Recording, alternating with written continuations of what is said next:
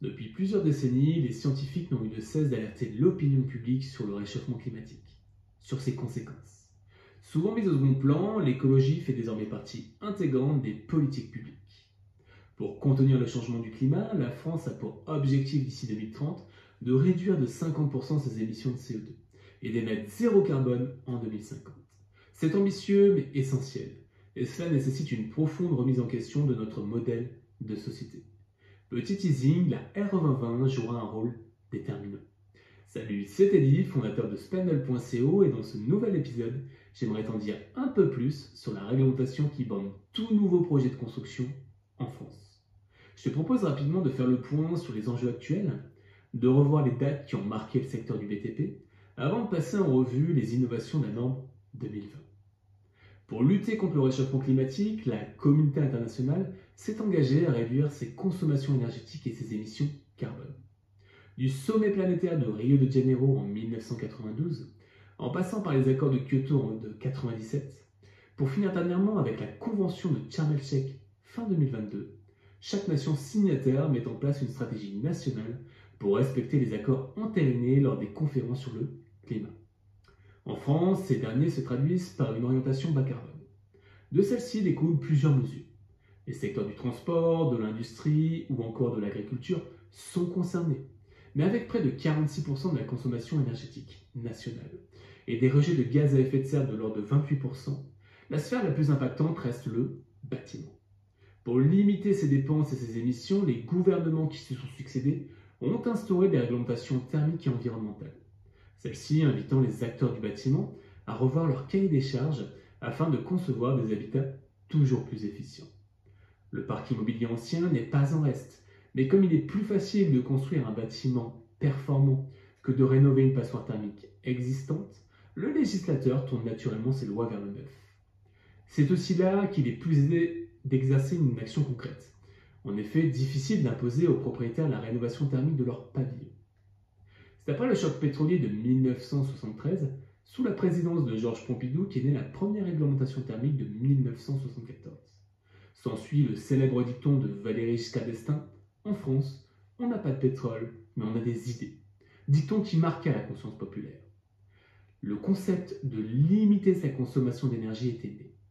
Pour ce faire, il était alors exigé de limiter les besoins en énergie des bâtiments neufs en les isolant et d'installer un appareil permettant de réguler l'équipement dédié au chauffage. Une deuxième, la RT 82, puis une troisième réglementation thermique, la RT 1988, sont instaurées pour consolider la nécessité de mieux isoler les nouvelles constructions, tout en renforçant le rendement des équipements énergétiques, notamment le chauffage. Mais c'est au début du XXIe siècle, avec la RT 2000, que le véritable tournant se fait, avec la prise en compte de la performance globale. Jusque-là, seules des exigences de moyens étaient à mettre en œuvre. Exemple, respecter telle épaisseur d'isolant sur les murs, ou X% de rendement sur la chaudière. La performance globale va plus loin, car elle implique un calcul thermique détaillé. On commence aussi à s'intéresser au concept de confort pendant la période estivale. S'ensuit la RT 2005 qui renforce les exigences de la précédente réglementation thermique, puis la RT 2012 au 1er janvier 2013. Réel bond énergétique, la RT 2012 exigeait des nouvelles constructions de consommer 3 fois moins que les bâtiments conçus sous la RT 2005, passant les dépenses d'énergie de 150 à 50 kWh par mètre carré. Aujourd'hui, la RT 2012 a fait place à la réglementation environnementale 2020, communément appelée la RE 2020. Comme vous avez dû le constater, on parle désormais de RE et non de RT. Beaucoup nomment encore la réglementation actuelle RT 2020, mais son acronyme est bel et bien RE 2020. Pourquoi cette appellation? Car les règles qui s'appliquent aux bâtiments neufs ne sont plus seulement thermiques, mais aussi environnementales. En plus de la notion bioclimatique, de la consommation énergétique et du confort en été, la RE 2020 élargit son spectre sur l'impact écologique des nouvelles constructions, tout au long de leur vie respective. Du premier coup de pelle pour extraire les matières premières essentielles à l'édification d'un ouvrage RE 2020, jusqu'au recyclage des matériaux issus de sa démolition en fin de vie, on va compter l'impact CO2 du nouveau bâti sur un périmètre temporel de 50 ans, sans omettre la participation sur les impacts environnementaux pendant son utilisation. Exprimé en kilogrammes équivalent CO2 par mètre carré, ce calcul est réalisé via une analyse de cycle de vie, étude ACV, par un bureau d'études thermiques spécialisé, moi-même, via un logiciel d'études certifié et évalué par les pouvoirs publics. Alors, quels sont les nouveaux indicateurs de la RE 2020? Je t'en dis plus tout de suite. Il y a le IC Énergie qui traduit l'impact sur le changement climatique associé aux consommations d'énergie et le IC Construction qui mesure l'impact sur le changement climatique associé aux composants et aux chantiers. L'étude ACV, c'est la grande nouveauté de la réglementation environnementale 2020, la RE 2020. Face au changement climatique, le gouvernement français agit et se mobilise pour faire face à ce défi.